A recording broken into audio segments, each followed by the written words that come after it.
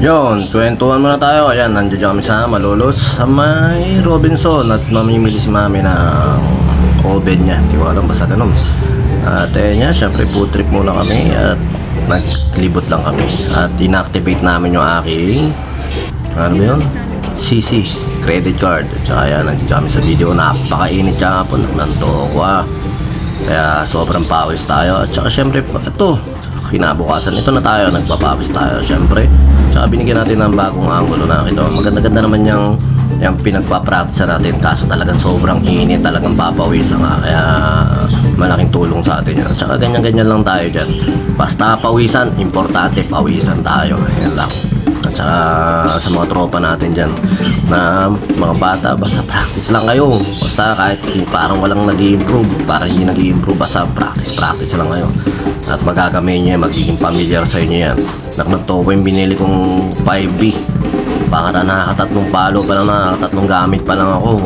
Putol na kagad, kaya yan, balik na naman tayo ron sa may plastic nating stick.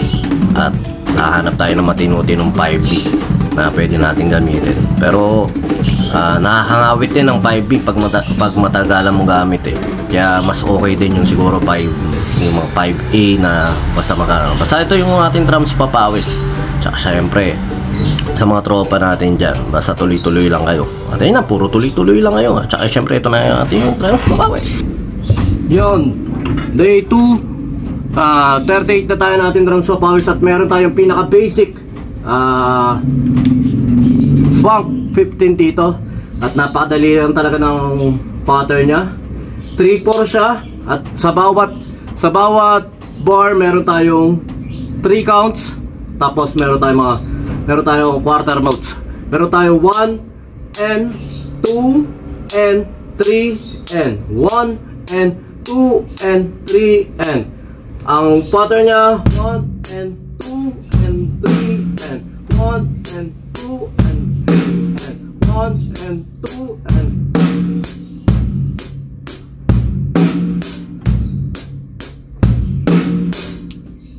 basic na basic lang yung pattern nya. 3/4 nya, ayun na, kagaya ng sabi ko, 3/4 ang pattern nya, ang time signature nya. At sa bawat time signature na 3/4 meron nya tayong count na 1, 2, 3, 1, 2, 3, 1, 2, 3, 1, 2, 3, yan. Tapos meron din tayong 1 and 2 and 3 and 1 and 2 and 3 and 1 and 2 and 3 and 1 and 2 and 3 and 1 and 2, 3. Okay. Next pattern. Pattern B. 1 and 2 and 3 and 1 and 2 and 3 and 1 and 2 and 3 and 1 and 2 and 3 and 1 and 2 and 3 and 1 and 2 and 3 and 1 and 2 and 3 and 1 and 2 and 3 and 1 and 2 and 3 and 1 and 2 and 3 and okay? Simple pattern. Try natin yung pattern A to pattern B.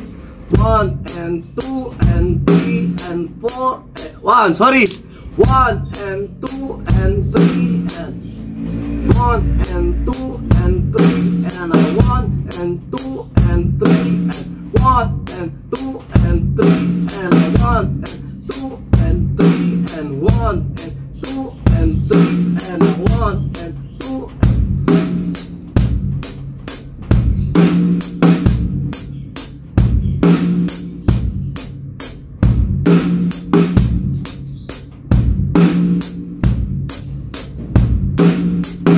okay, meron tayo rito ang fill in na 1 and 2 and 3 and 1 and 2 and 3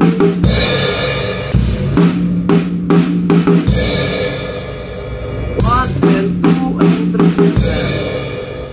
3 start tayo sa fill in, tapos first bar 1 and 2 and 1 and 2 and 3 and 1 and 2 and 3 and 1 and 2 and 3 and 1 and 2 and 3 and and 1 and 2 and 3. 1 and 2 and 3 and 1 and 2 and 3 and 1 and 2 and 3 and 1 and 2 and 3. Yun yung pattern niya. Second pattern, fill in. 1 and 2 and 3 and 1 and 2 and 3. 1 and 2 and 3 and 1 and 2 and 3. 1 and 2 and 3 and 1 and 2 and 3. Oh, basic na ganun lang yung pattern niya. Tuloy-tuloy, try natin na. First bar, second bar, fill in. 1 and 2 and 3 and 1 and 2 and 3 and 1 and 2 and 3. Ngayon lang, maraming salamat. Tapos na tayo sa funk beat. Ang susunod na natin dito, rhythm and blues.